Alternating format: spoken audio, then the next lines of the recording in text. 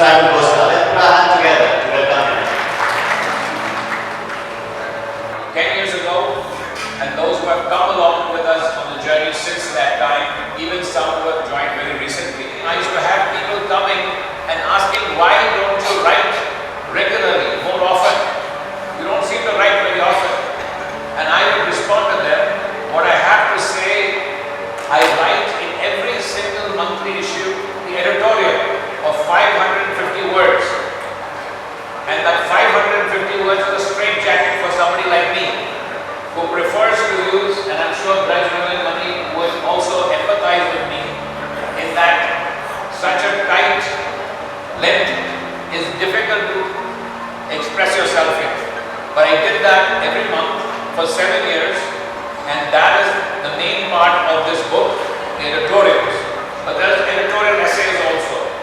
And so the point I used to make in response was the magazine was, as it clearly stated from the beginning, by and for India's aspiring millions. In one word, Bahujans. If you want to say Dalit Bahujan, Dalit Bahujans. The Bamset formula, SC, ST, OBCs, and even converted minorities. So, if it is for them, why should I monopolize that platform? I have claimed that it is started for the Bahujans. So the first preference has always been for Bahujan verses. In forward press till today, you can ask anybody, including Pramod Ranjan and his editorial team, the current editorial team, and those that went back 10 years ago. But therefore, as in writing, so also in speaking, I did not take this mic to give a keynote address until today on the 10th anniversary, and that also because of the publication of my book. Otherwise, I would not have taken on this honor even if it was suggested to me. Thank you. Of course, the book is several hundred pages long, and so in a short time, in the next 10 or so minutes, it's difficult to frame everything about what is forward thinking. But if you read the book, even the introduction, you will begin to have an introduction of what is forward thinking. But today, I want to briefly frame the issues of forward thinking before we look back, retrospect, and look forward, prospects. Okay? How I'd like to frame it is with a quotation from not Phule or Ambedkar, but from Marx. Now you might be surprised about it, but I have quoted him before. It is from a piece that Marx was writing in a conclusion of a series of reports he did on British rule in India. This was for the New York Tribune in August 1853, which means he was writing at the time that Phule was very active. He was a contemporary of Phule, just as Abraham Lincoln, the American president, was a contemporary of Phule's. What he wrote in conclusion of that article is that England, and I quote, England has to fulfill a double mission in India. A double mission in India. One, destructive. The other, regenerating. Modern nation includes both missions. It must include both missions. One is deconstruction. The other is reconstruction. So keep those two frames in mind. Deconstruction and reconstruction. The other frame through which Forward Press has looked at all the issues of India, but especially Dalit Bahujan issues, is to constantly drive, looking, if you're driving a car, through the windshield, through the windscreen, looking forward, but always also keeping one eye on the rear view mirror. The tragedy is very often in India, people drive only looking forward or only looking backward. We have to cultivate a habit of constantly looking forward but also keeping an eye on the rear view mirror. another way of framing how we will look at today's topic, forward thinking. Both looking backwards to the rearview mirror, which is retrospective, as well as looking forward in terms of prospects. What is ahead? Let's start with the retrospective, because we cannot go ahead unless we acknowledge where we have come from. I'm not going back all the way to ancient India. Let us just go back roughly 150 years ago, the time Pune was active, Marx was active, Abraham Lincoln was active, putting it in the world picture, but then coming back to India, the person who has been called the father of the Indian social revolution, Mahatma Jyotiba Phule. He is the one, Jyotirao Phule, to use his correct name, and the other one in the 20th century who was born the very year that Phule ji passed away. Ambedkar was at odds, he had differences with Marxist perspective, which is better known to all of us, which is that yes, culture has a place, but culture is superstructure. I'm using Marx's word, based on economic foundations. So the foundation for Marx, as any Marxist knows and anybody else knows, is economic. On that point, both Phule and Ambedkar had a different point of view. They put their finger on culture. Now culture is a very broad term, and that includes spirituality, as we'll see in both cases. They saw this as a key to social and even economic transformation. I've always maintained and still maintain that Phule provided us the compass that points to the true north of total emancipation. We'll see what that total emancipation consists of. Ambedkar followed by mapping out some of the territory and charting out the escape routes using that compass. How do we actually get to that destination, to the promised land, which is free of caste, class, and patriarchal oppression? Both of them were agreed on this point, that women of all backgrounds, not just Dalit Bahujan women, all women, Phule in fact lived it out. His first work, along with Savitribai Phule, was towards Brahmin widows. Now I say, why are they helping Brahmin widows? Well, because they saw them as the first part of a triad, three. After that, Shudra, and then Ati Shudra. All three had to be emancipated. All three have yet to be emancipated. Both Phule and Ambedkar wrestled with Brahmanical culture.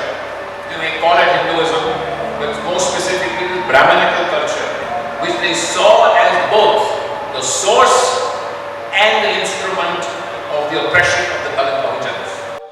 It requires vision, it requires insight, and pragmatic idealism. You have to be realistic, but you must not sacrifice the ideals which you have set forth in your vision and mission. So it is much more challenging work. Ambedkar took a whole long time on the reconstruction. From the time he says in the 30s, I was born a Hindu, I had no choice, but I will not die Hindu because I have choice. To the point where he constructs something to which he can then not only himself go to, but lead others to. That is a journey of about 20 years. It's a long time project. After deconstructing the oppressive meta-narrative, it involves crafting a new emancipatory meta-narrative. You may hear the word meta-narrative. What is meta-narrative? Meta-narrative is a grand story that connects everything from our beginnings. Where did we come from? How did we get to the mess we are? and how do we get out of this mess, and where are we heading once we get out of this mess? You can say in one word, it is about worldview. But in the heart of worldview is a meta-narrative. And if people are to actually escape, they have to have this meta-narrative, this grand story. Again, let me give you two examples from each of the Dalit Bahujans icons. Phule's Baliraja, Baliraj and Balijan. I have no time to go into details. He developed over much of his writings, but particularly in Gunamgiri, as well as his final book, Satya Dharma Pustak. Ambedkar constructed a reform, some call it Protestant as opposed to Catholic, Navayana Buddhism. This final work was completed in his book, one of his last books, Buddha and his Dhamma. Even the crafting of the Indian Constitution can be seen as a work of reconstruction of the laws of man, and it is in that sense that Ambedkar most resembled his hero, Moses, as the lawgiver. In fact, the depictions classically of Moses from the Bible is always holding these two tablets of stone with the 10 commandments, like this, with his hand like this, pointing to the promised land. Well, we are very familiar with somebody who is depicted like this, pointing to the promised land. Even the iconography matches that of his hero. Moving along, I just want to wrap up this brief retrospective survey by highlighting that these are the works of modernists. And I purposely emphasize modernists because the elements are all there. I point out to just two of the many works by Kanchai Laya, now Shepherd, as you might have noted. The first one, Why I'm Not a Hindu, and the second one, Buffalo Nationalism. He has written many other works, but I highlight these two. These are largely works of deconstruction of so-called Hindu identity. And secondly, there's a work of reconstruction in the quest for defining what is Dalit Bahujan identity in positive terms as productive classes. And I'm using Kancha's words. His post-Hindu India has taken that project even further and deeper. So here's one example of a contemporary intellectual, Bahujan intellectual, who has done the work of both deconstructing and reconstruction. Braj Ranjan Mani, who we'll be hearing from shortly, represents the next generation of Bahujan intellectuals. His 2005 groundbreaking work, I consider it absolutely groundbreaking, Deprived history, was clearly a work of deconstruction, deconstructing Indian history obviously, but also philosophy, if you read it closely. He went further in knowledge and power, his next book, his last book, and that took it further and deeper and I believe wider than most Bahujans have gone. Bahujan intellectuals, that is. And I am personally eagerly awaiting what is germinating in his fertile mind. And I hope it will be a move towards a reconstruction phase, because that is what is needed. Meanwhile, what is happening? Back at the Bahujan branch, as they say in America, post-Kanchi Ram, political power as the master key. We all know that term. Political power is the master key. It has actually resulted in undoing the Phule Ambedkar, original inspirers of Kanchi Ram, no doubt. It has undone their meta-narratives. You don't find the meta-narrative anymore. After all, electoral politics is the art of the possible and majors in pragmatism. So as a result, truth and spiritual religious dimensions have been rendered irrelevant and at best inconvenient. So, lastly, do I see any hope for Bahujan initiated socio-spiritual reconstruction? To be honest, not yet. Not yet. Pune and Ambedkar have shown us what we should be looking for, the way forward. The first and the current generation of Dalit Bahujan, what I call reservation, Mandal in the case of OBCs, but broadly reservation-based scholars, research scholars, are predominantly, I have found in my interactions with them, postmodernists, because that is the flavor of the times. What does that mean? It means that besides shallow deconstruction, there's no doubt there's some deconstruction that is happening, but I have not found the depth of deconstruction in the two works and two intellectuals that I have cited. Hopefully that future is closer now than it was in Pune's time 150 years ago. And Jatis may be joined together as brothers and sisters, as equal citizens of the Republic of India. And that journey, I believe, begins with, first of all, seeking, as in Satya Shoda, and then embracing the truth.